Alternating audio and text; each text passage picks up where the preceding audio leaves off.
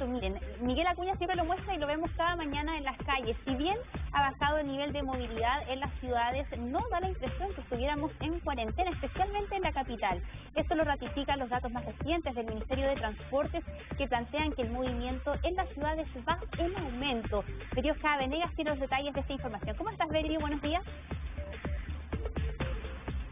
¿Qué tal? Muy buenos días, Natalia, Polo. Ustedes hablaban del trabajo en equipo y ya hay que decir que ayer nuestra compañera Sofía Robinson, cuando entrevistó a la ministra de Transporte, le preguntó efectivamente por esto y la ministra le decía que hay un incremento diariamente de autos particulares en las calles, un incremento del 2 y el 3%. Algo que por supuesto llama la atención porque todavía, y a pesar de que las cifras ayer no fueron tan altas como las que habíamos estado acostumbrados en las últimas semanas, la pandemia está ahí y se busca, por supuesto, disminuir los contagios. Y para hablar de movilidad, ustedes ya lo ven en imagen a Franco Basso, quien es ingeniero y académico de la Facultad de Ingeniería Industrial de la Pontificia Universidad Católica de Valparaíso. ¿Cómo está? Muy buenos días. Hablando previo al enlace, ya hacíamos un análisis de cómo el movimiento de vehículos particulares es lo que ha marcado la movilidad para la cuarentena de este año 2021. Buenos días. Buenos días, Berioska, buenos días. La verdad es que efectivamente las cuarentenas han ido perdiendo adherencia. Según un estudio del Instituto de Sistemas Complejos de Ingeniería, esta cuarentena en particular tiene la mitad de adhesión que tenía la cuarentena del año pasado. Y eso es el punto máximo. ¿Por qué? Porque lo que hemos aprendido de la literatura internacional y lo que ha ocurrido también aquí en Chile es que a medida que las cuarentenas van alargándose, la adhesión va disminuyendo y la movilidad comienza a aumentar incluso a valores superiores a lo que había antes de que se generaran estas medidas de confinamiento. Por lo tanto, lamentablemente lo que dijo la ministra ayer es algo que probablemente va a seguir ocurriendo durante los próximos días.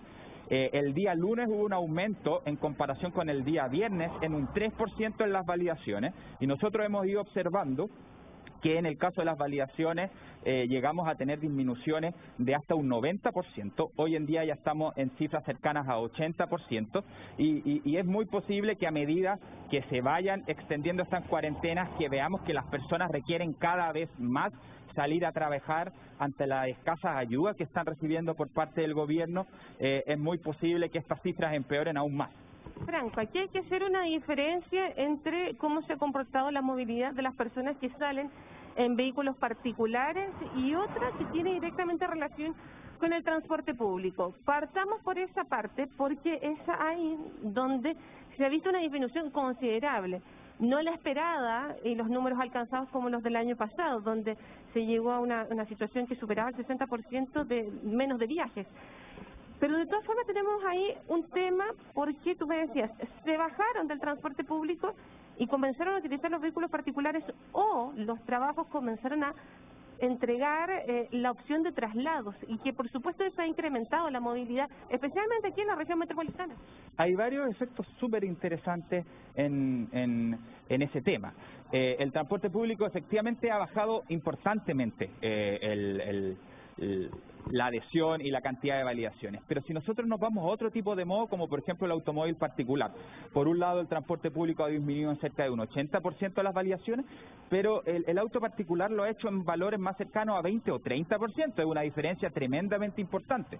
Y esto se puede explicar por varias razones.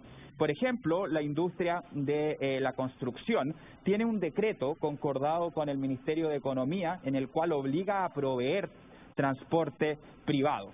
Y nosotros vemos en gran parte de las construcciones que llegan muchos trabajadores en autos particulares, no sabemos muy bien quién los pone a disposición, pero no utilizan el transporte público.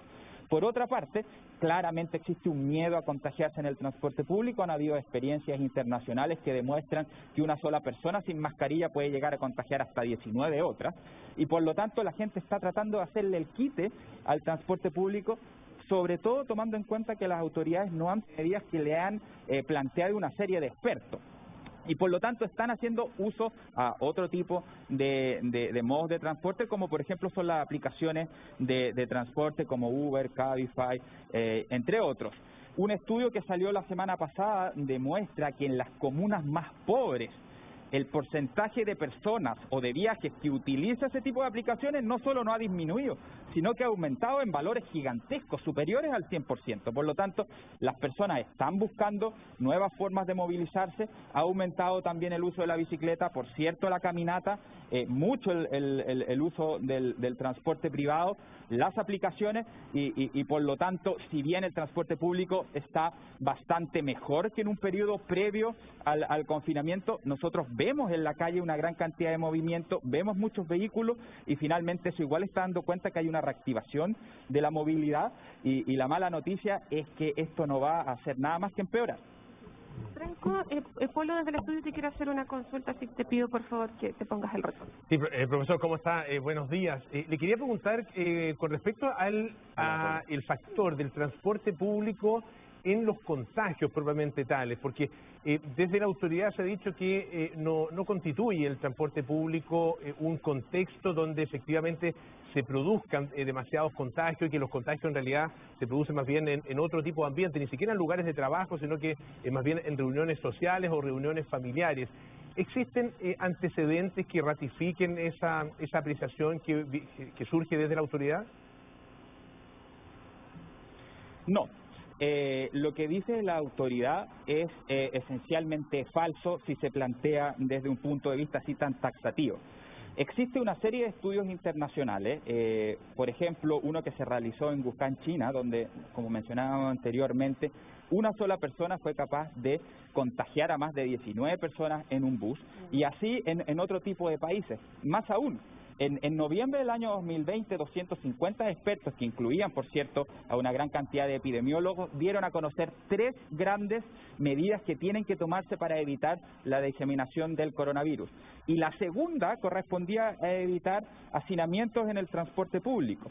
Por lo tanto, acá la posición que ha adoptado el gobierno desde el Ministerio de Transporte, pasando por el subsecretario, pasando por el presidente de Metro, que lo dijo en un titular en La Tercera, y recientemente el intendente, es una pésima noticia. ¿Por qué? Porque con eso están tirando la pelota para el córner, para no tomar las medidas que deben tomarse para evitar los contagios, y más encima están haciendo una comunicación del riesgo que es pésima. ¿Por qué? Porque si las personas sienten y las autoridades le dicen, sabe que usted en el transporte público no se contagia solamente en su casa, es muy posible que las personas tengan unas medidas de autocuidado que sean inferiores a las que se desearan. Sería ideal que las autoridades, y yo creo que han aprendido un poco la lección, durante las últimas semanas no hemos escuchado esas barbaridades, pero esperemos que ahora podemos avanzar en generar un plan de desconfinamiento que sea realmente importante, porque hemos cometido 2 veces ya el mismo error. El desconfinamiento del año pasado, donde no se tomaron las medidas para hacer que el transporte público sea más seguro, y lo cometimos también durante las 2 primeras semanas de marzo. En gran parte, los contagios y las grandes cifras que nosotros vimos a principios de abril y finales de marzo se produjeron por interacciones que ocurrieron las primeras semanas de marzo. Y eso tiene que ver con la movilidad, tiene que ver con el transporte público, y no se le puede echar toda la culpa a las vacaciones, como se ha intentado hacer en algunas ocasiones. Profesor, y en ese sentido, entendiendo también la experiencia internacional a la cual usted hacía referencia, ¿qué podríamos imitar? Uno ve, por ejemplo, que en Europa se anuncia una cuarentena, pero se anuncia de inmediato con fecha de término. ¿Qué cosas replicaría usted que funcionan afuera y que podrían aplicarse acá en nuestro país? Yo creo que hay 2 cosas centrales. La primera, como dices tú muy bien, Natalia, tiene que ver con las duraciones. Está demostrado que después de un mes la adhesión comienza a disminuir. Hay un estudio del profesor Andrés Musalem de la Universidad de Chile que demuestra que comienza a bajar de manera dramática luego de un mes. Por lo tanto, se tiene que hacer una cuarentena que tenga una fecha de término. Y esa fecha de término tiene que cumplirse. Fíjese que el ministro París dijo en un minuto, ni una cuarentena va a durar más de un mes. Y eso inmediatamente no se cumplió con varias comunas del sur de Chile, ya no se está cumpliendo en la región metropolitana. Entonces la gente comienza a decir, bueno, si me dijeron que duraba un mes y la verdad es que está durando más, entonces yo ya no sé cuánto va a durar, tengo que salir a trabajar. La duración es el primer tema. El segundo, tremendamente importante, al mismo tiempo que uno anuncia una cuarentena, tiene que ir con ayudas frescas a las personas. Un estudio que publicamos hace un par de días en la Católica de Valparaíso y la UDP demostró que la proporción de viajes de personas de menores recursos aumenta dramáticamente durante los periodos de confinamiento. Es decir, las personas que tienen mayores recursos, que tienen la posibilidad de teletrabajar, que tienen recursos para hacer frente eventualmente a una disminución de sus ingresos, puede tener una cuarentena mucho más efectiva.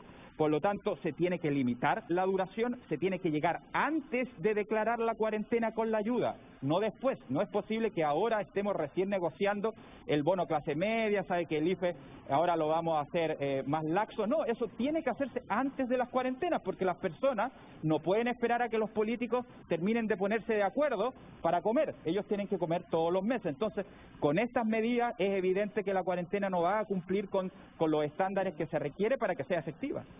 Le queremos agradecer a Franco Basso con todos estos detalles, análisis que hace sobre la movilidad en nuestro país y que en el fondo ratifica lo que ya había sido anunciado ayer por la ministra de Transporte, que lamentablemente va en incremento día a día por lo natal. Claro, un análisis de toda lógica. Gracias, Federico y a su asesor por este contacto. Nos vemos. Buenos días.